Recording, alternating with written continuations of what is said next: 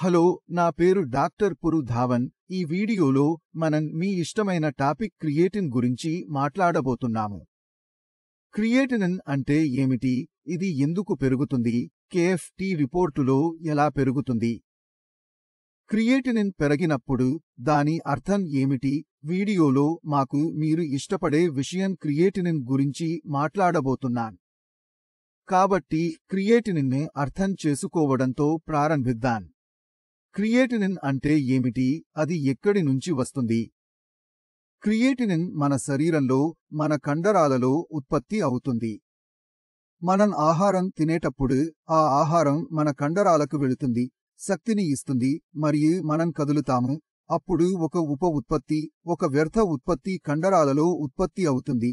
దీనిని క్రియేటినిన్ అంటారు. ఇప్పుడు ప్రతి ఒక్కరికి కండరాలు ఉన్నాయి. మీ దగ్గర ఉంది, నా దగ్గర ఉంది. ఇది నా శరీరంలో కూడా ఉత్పత్తి అవుతుందా? పూర్తిగా అది మూత్రపిండాల వైఫల్యం యొక్క శరీరంలో ఉత్పత్తి అయ్యే అదే మొత్తంలో నా శరీరంలో ఉత్పత్తి అవుతుంది. కానీ ఇది నా శరీరంలో ఉత్పత్తి అయినప్పుడు నా మూత్రపిండాలు దానిని ప్రతిరోజు, ప్రతిసారి, ప్రతి సెకనుకు ఫిల్టర్ చేస్తాయి. ఇది మూత్రాన్ని తయారు చేస్తూనే ఉంటుంది మరియు ఇది శరీరం నుండి బయటకు వెళుతుంది. కానీ కిడ్నీ ఫెయిల్యూర్ పేషెంట్ శరీరంలో కిడ్నీలు తక్కువగా పనిచేయడం వల్ల ఏం జరుగుతుంది? మూత్రపిండాలు ఫిల్టర్ చేయలేకపోతున్నాయి. ఇప్పుడు అది ఉత్పత్తి చేయబడుతున్నప్పుడు మరియు బయటకు రాలేనప్పుడు అప్పుడు ఏమి జరుగుతుంది? ఇది రక్తంలో పేరుకుపోవడం ప్రారంభిస్తుంది. క్రియేటినిన్ స్థాయిలు పెరుగుతున్నాయని మా కేఎఫ్టి నివేదికలో కూడా మేము చూస్తున్నాము. ఎప్పుడు మూత్రపిండాలు దెబ్బతిన్నప్పుడు. ఇప్పుడు రోగి మనస్సులో ఏమి జరుగుతుందంటే రోగి క్రియేటినిన్ తగ్గించాలనుకుంటున్నాడు. కానీ క్రియేటినిన్ గురించి ఆలోచిస్తున్నప్పుడు కిడ్నీల పరిస్థితి గురించి మర్చిపోవడం కావచ్చు. కిడ్నీలు ఎందుకు తక్కువగా పనిచేస్తున్నాయి అని మర్చిపోవకండి. ఈ రోజు తర్వాత ఈ వీడియో చూశాక ముందు ఏం చేస్తారు? మీరు మీ జఠరాల గురించి ఆలోచించాలి. జఠరాలను మీ మనస్సు ముందు ఉంచండి. ఇప్పుడు ఆలోచించండి, ఈ కిడ్నీని ఎవరు దెబ్బతీశారు? మూత్రపిండాలను దెబ్బతీసే రెండు పెద్ద విషయాలు ఉన్నాయి.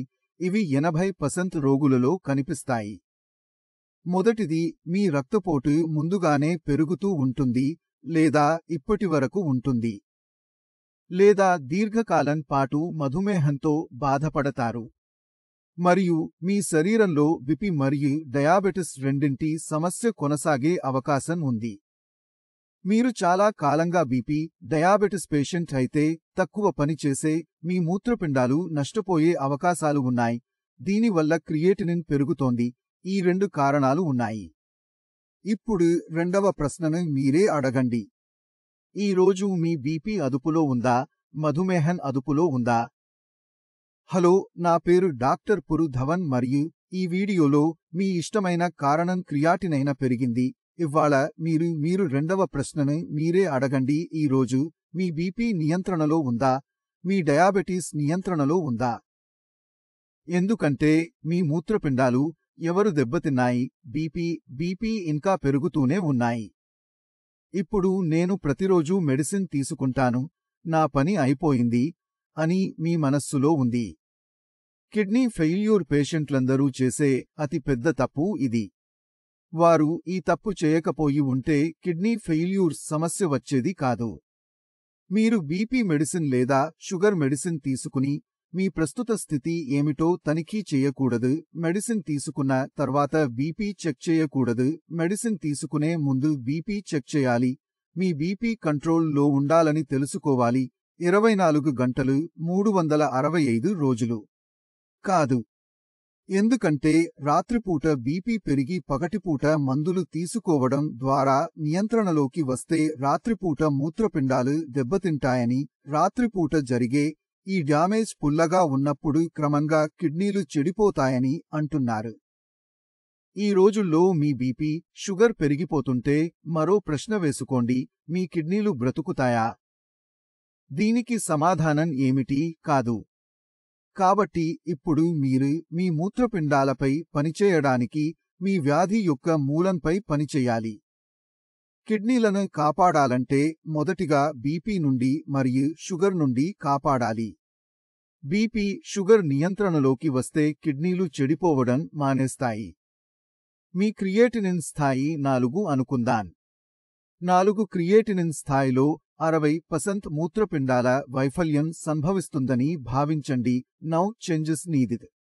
60% కిడ్నీలు చెడిపోయాయి. ఇప్పుడు బీపీ, షుగర్ను అదుపులో ఉంచుకుంటున్నాను. మీ మూత్రపిండాలు మరింత దెబ్బతింటాయా అని మిమ్మల్ని మీరు ప్రశ్నించుకోండి. లేదు, దానికి జరుగుతున్న నష్టం నిలిచిపోవడం అవకాశం ఉంది. ఇప్పుడు కిడ్నీలకు దెబ్బతి కలిగిన కారణం ఆపరేషన్ అయిపోయింది. ప్రతి కిడ్నీ ఫెయిల్యూర్ రోగికి అంతకంటే ముందే వ్యాధి కారణాన్ని అదుపులోకి తీసుకురావడం చాలా ముఖ్యం. మీరు దానికి కట్టుబడి ఉంటే మీ స్థాయిలు పెరుగుతూనే ఉంటాయి. మీరు మందులు తీసుకుంటూనే ఉంటారు మరియు మీ స్థాయిలు పెరుగుతూనే ఉంటాయి. కాబట్టి ముందుగా వ్యాధి మూలాల్లోకి వెళ్లి వ్యాధిని అదుపులోకి తీసుకురావడం చాలా ముఖ్యం. మరియు దాని కొనసాగించడం ఎంతగానో ప్రముఖం. నేను మీకు చాలా బాగా వివరించాను. కాబట్టి క్రియేటినిన్ ఎక్కడ తయారవుతుందో అర్థం చేసుకున్నాం. ఇప్పుడు వెళ్ళి చూడండి, రిపోర్టులో క్రియేటినైనా పెరుగుతున్నప్పుడు అది అర్థం ఏమిటి? నేను ఇంతకు ముందు చెప్పినట్లుగా క్రియేటినిన్ ప్రతి శరీరంలో తయారవుతుంది. ఇది సాధారణ ఆరోగ్యకరమైన వ్యక్తి శరీరంలో కూడా తయారవుతుంది. మరియు కిడ్నీ ఫెయిల్యూర్ పేషెంట్ శరీరంలో ఇది తయారవుతుంది. ఒకే ఒక తేడా ఏమిటంటే మూత్రపిండాలు చెడ్డగా ఉన్న చోట దానిని బయటకు తీయలేకపోతుంది. మరి మనం ఏం చేస్తున్నాం? కేఎఫ్టి చేసినప్పుడు రిపోర్టు వస్తుంది, క్రియేటినిన్ విలువ తెలుస్తుంది, యూరియా విలువ తెలుస్తుంది.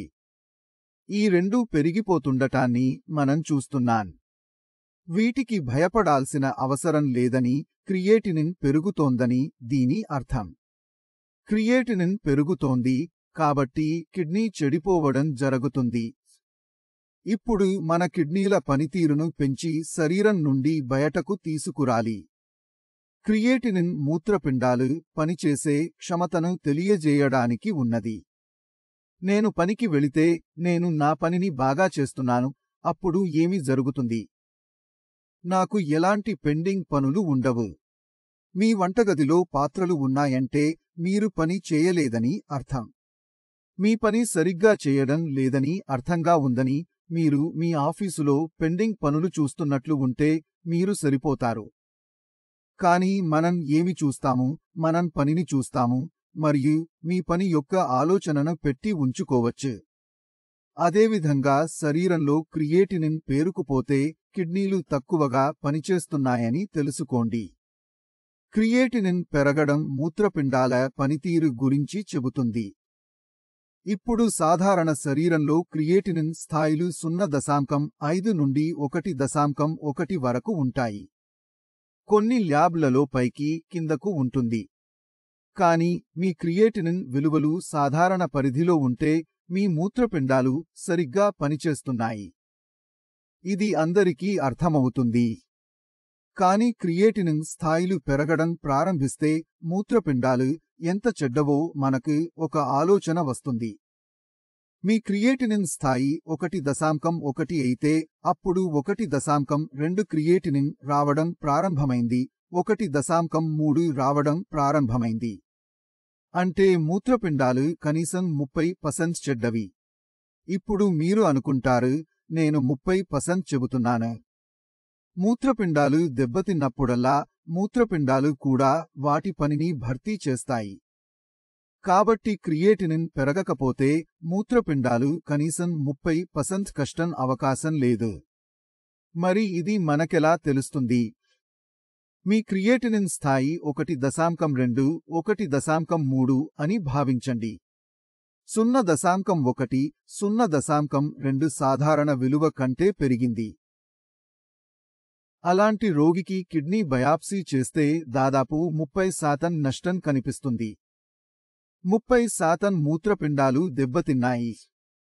కాబట్టి అక్కడి నుంచి 1.1, 1.2 అంటే 30% మూత్రపిండాలు దెబ్బతిన్నాయని మనకు తెలుస్తుంది. ఇప్పుడు మీ స్థాయిలు పెరిగే కొద్దీ మూత్రపిండాలు మరింత దెబ్బతిన్నప్పుడు అవి పెరుగుతాయి. కాబట్టి మూత్రపిండాలు ఏ స్థాయిలో ఎంత చెడ్డవో మనకు ఒక అవగాహన వస్తుంది. జిఎఫ్ఆర్ నుంచి కూడా దీన్ని మనం చూడవచ్చు. ఎందుకంటే మీ రిపోర్టుల్లో మరో విలువ ఉంది. గరిష్ట ల్యాబ్ యొక్క రిపోర్ట్ ఈ జిఎఫ్ఆర్. జాగ్రత్తగా ఆలోచిస్తే ఈ జిఎఫ్ఆర్ ఎలా వెళ్తుంది? కాబట్టి నేను మీకు మీ చర్మంపై ఒక చిన్నదాన్ని చూపించాలనుకుంటున్నాను. మేము మీ చర్మంపై నేషనల్ కిడ్నీ ఫౌండేషన్ సైట్కు వెళ్ళాము. ఇక్కడ మీరు కాలిక్యులేటర్ చూస్తారు. మీకు ఒక ఫీల్డ్ ఉంది. ఇక్కడ మీరు క్రియేటినిన్ విలువను ఉంచారు, ఇక్కడ మీరు వయస్సును ఉంచారు, మరియు ఇక్కడ మీరు మీ లింగాన్ని ఉంచారు మరియు లెక్కించారు. ఇప్పుడు మీ దగ్గర ఒక ఫిగర్ ఉంది. మేము ఈ సంఖ్యను ఏ ల్యాబ్ పరీక్ష నుండి తీసుకోలేదు. ఇది 2 కారకాలు ఉన్న ఒక గణనలో లెక్కించబడింది. ఒకటి మీ క్రియేటినిన్ విలువ, రెండవది మీ వయస్సు. జిఎఫ్ఆర్ క్రియేటినిన్ విలువ వద్ద ఉంటుంది. కాబట్టి మీరు మీ క్రియేటినిన్ తగ్గిస్తే జిఎఫ్ఆర్ పెరుగుతుంది. మీ జిఎఫ్ఆర్ తగ్గుతుంటే మీ క్రియేటినిన్ విలువ పెరుగుతోందని అర్థం, అందుకే ఇది తగ్గుతోంది. కాబట్టి మీరు జిఎఫ్ఆర్ గురించి ఆందోళన చెందాల్సిన అవసరం లేదు. మీరు ఆందోళన చెందవలసింది మూత్రపిండాల గురించి. మూత్రపిండాలు ఎక్కువ దెబ్బతినకూడదు, క్రియేటినిన్ పెరగకూడదు మరియు జిఎఫ్ఆర్ తగ్గకూడదు. క్రియేటిన్ గురించి మాట్లాడటం కోసం ఈ రోజు మాకు కలవడం జరిగింది, కానీ మాకు జిఎఫ్ఆర్ గురించి మాట్లాడాము. ఇప్పుడు మీ రిపోర్టును పరిశీలిస్తే దశలు ఇవ్వబడ్డాయి. ఇది దశ, ఇది 3B దశ, ఇది 4వ దశ, ఇది మూత్రపిండాల వైఫల్యానికి 5వ దశ. గ్రేడింగ్ చేస్తారు. మనం లెక్కించే ఈ జిఎఫ్ఆర్ విలువ ఆధారంగా ఈ గ్రేడింగ్ జరుగుతుంది. కాబట్టి జిఎఫ్ఆర్ కనీస అవసరం 90. మీ జిఎఫ్ఆర్ 120 నుంచి 90 వరకు వస్తే అంతా ఓకే. ఎలాంటి సమస్య లేదు. కానీ ఈ జిఎఫ్ఆర్ తగ్గించినప్పుడు మీ స్థాయిలు పెరగడం ప్రారంభమవుతాయి. గ్రేడింగ్ పెరగడం మొదలవుతుంది. కాబట్టి మీరు జిఎఫ్ఆర్ను హాబీగా మార్చుకోవాల్సిన అవసరం లేదని మీరు అర్థం చేసుకోవాలి. మీరు క్రియేటినిన్ను ఒక అభిరుచిగా మార్చాల్సిన అవసరం లేదు. మీరు శ్రద్ధ వహించాల్సిన విషయం ఒక్కటే, అది మూత్రపిండాల ఆరోగ్యం. క్రియేటినిన్ అంటే ఏమిటి, అది ఎక్కడ తయారవుతుంది, ఎందుకు తయారవుతుంది, మరియు ఇది శరీరంలో ఎలా పేరుకుపోతుందో మీరు అర్థం చేసుకున్నారని నేను ఆశిస్తున్నాను. అయినా మీ మనసులో ఏవైనా సందేహాలు ఉంటే నేను మీకు సహాయం చేస్తాను. వైద్యులు అందుబాటులో ఉన్నారు. మీరు వారితో మాట్లాడవచ్చు, మీరు వారిని అడగవచ్చు. మరియు సైన్స్ మరియు ఇంజనీరింగ్లో క్రియేటిన్ ని ఎలా తగ్గించాలి అనే విషయం కూడా మీరు అడగవచ్చు. మరియు పద్ధతి చాలా సులభం. మూత్రపిండాల కార్యకలాపాన్ని పెంచి క్రియేటినిన్ మరియు యూరియాను తగ్గించండి. కిడ్నీని నయం చేయడానికి వేరే మార్గం లేదు. తర్వాతి వీడియోలో డైట్ గురించి మాట్లాడాలని నేను ప్రయత్నిస్తున్నాను. ఎందుకంటే రోగికి ఆహారం విషయంలో చాలా సందేహాలు ఉంటాయి. అనే ప్రశ్నలు చాలానే ఉన్నాయి. కాబట్టి దానిని కూడా తరువాతి వీడియోలో పరిష్కరించడానికి ప్రయత్నిస్తాము.